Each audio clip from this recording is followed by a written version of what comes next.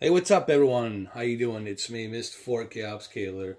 On this video, I'm going to give you first the Xbox One X 4K version HDR picture settings that I'm using with the game mode on Samsung Q8FN. This is Samsung Q8FN, 55-inch. The model number, as I just mentioned, Q8FN, 55-inch QLED. So without any further ado, let me show you basically what I have in store for you in terms of game mode picture settings. I've been tweaking around, I've been messing around trying to find a good balance for this television and this game. Remember, these settings will only work with Q8FN and Q9FN. It will not work with Q6F and Q7F because it's edge-lit. Alright, this is full array local dimming. So these settings only work for Q8FN, Q9FN. So let me go ahead and let me give you these settings really quick. Okay, so the first thing first, you have to be on the game mode. I'm already on a game mode. You want to utilize the game mode and the Freesync. Here, if you want to find out whether or not you're running the Freesync, that's very easy. You just click on the source and it will tell you that it's running on a Freesync.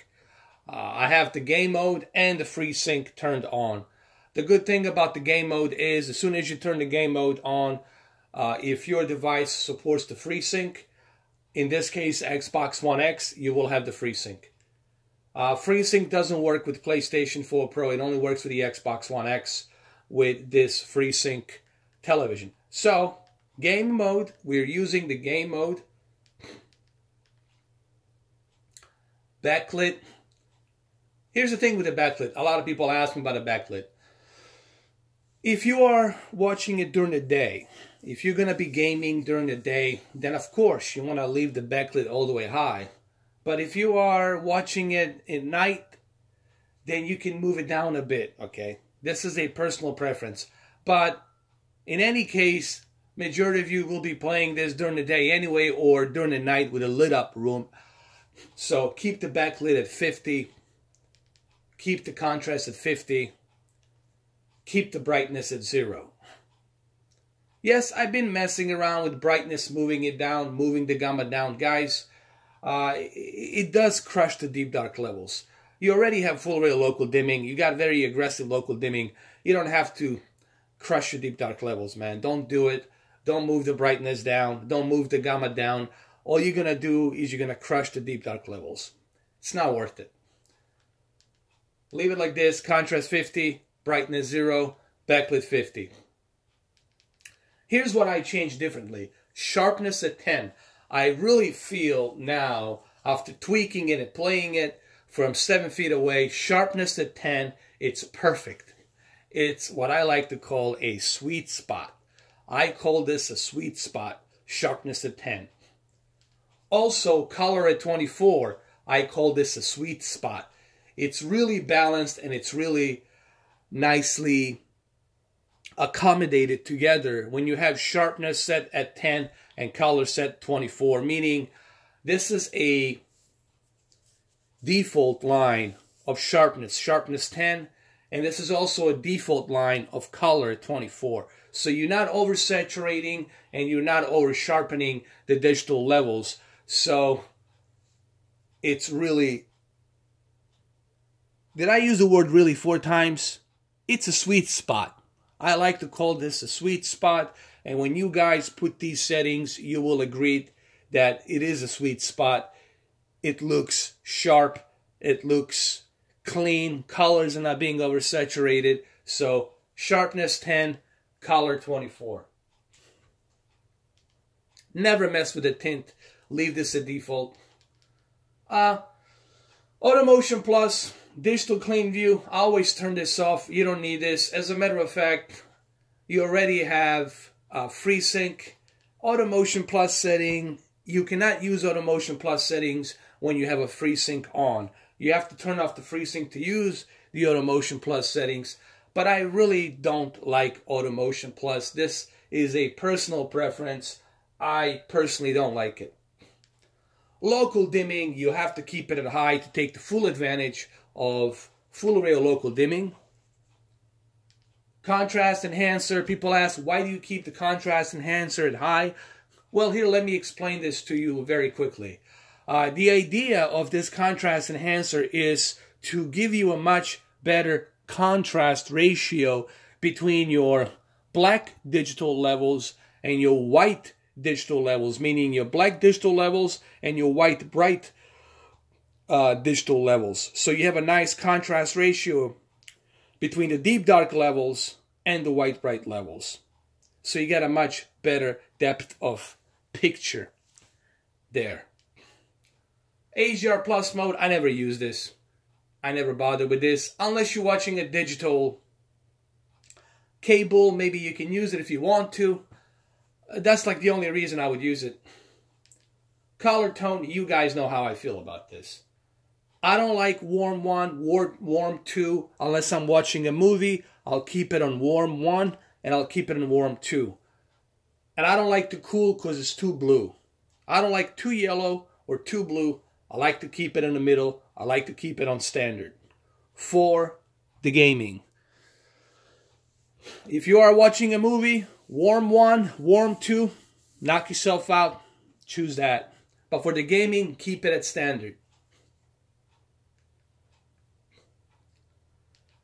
And the gamma, guys, this is your high dynamic range gamma, ST2084.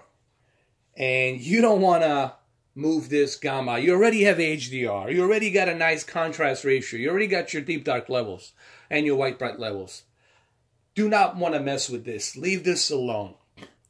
I made a mistake. Yes, I can admit when I make mistakes.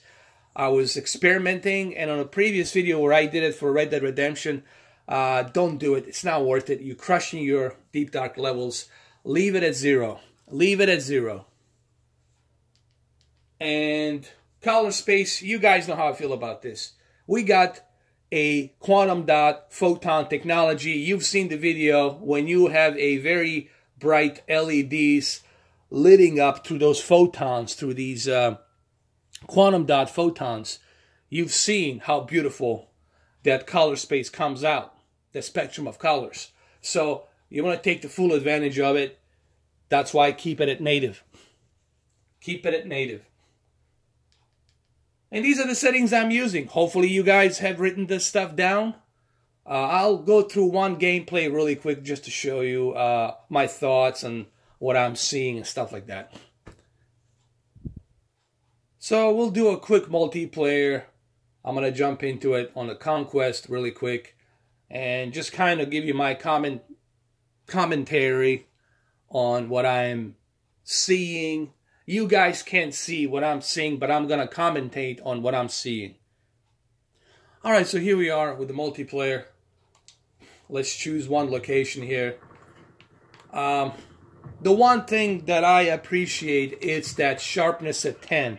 And that sharpness at 10 really gives a much better, sharper look and detail on this game.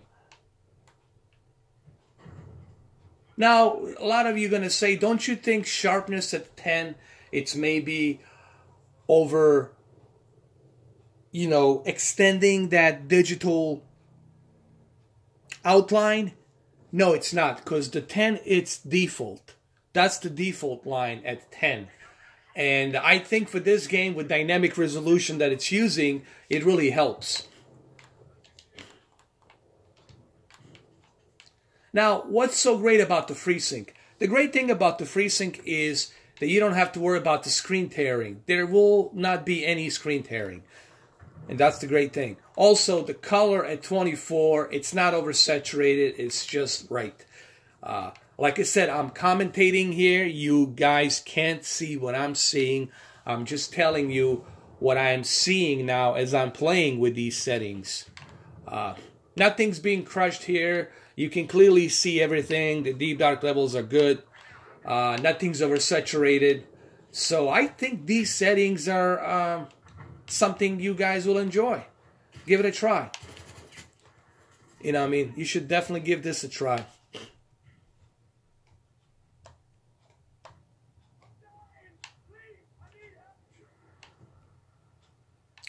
And